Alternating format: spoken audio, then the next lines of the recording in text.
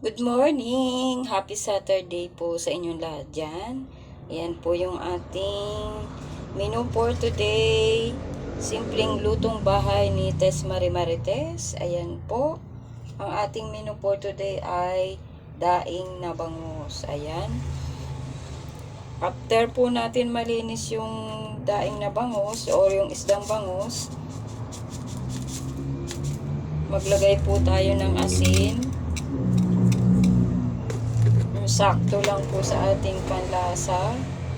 Then, maglalagay po tayo ng suka. Ito po yung pagbababara ng ating bangus. Or may asin, suka, bawang. Ayan po. 4 na pirasong bawang, pinitpit tapos ginayat na maliliit.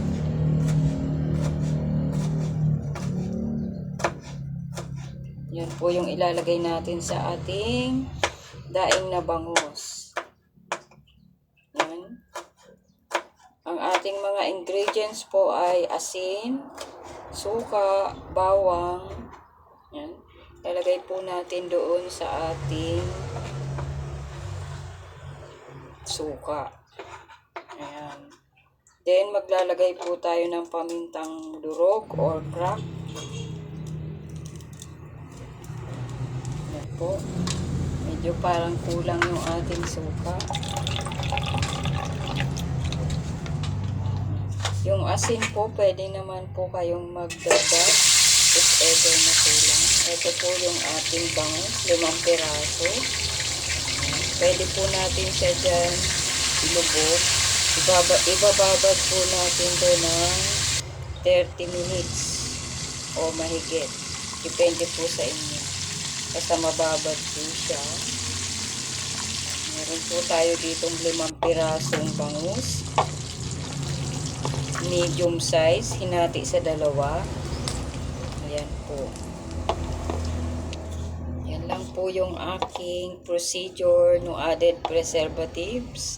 Kapag po naibabad po na ito ng 30 minutes, ay pwede na po natin itong iprito. Ayan. Pwedeng sausawan niya ay suka at depende po sa inyo kung ano po ang inyong magiging sausawan.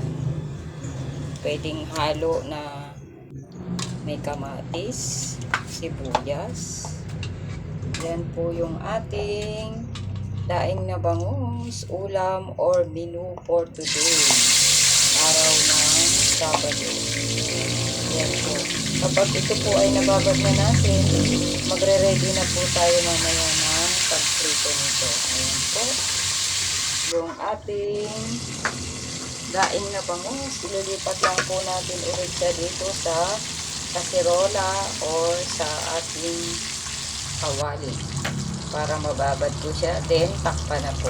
Yan na po yung ating menu for today. Babad po muna natin siya ng 30 minutes.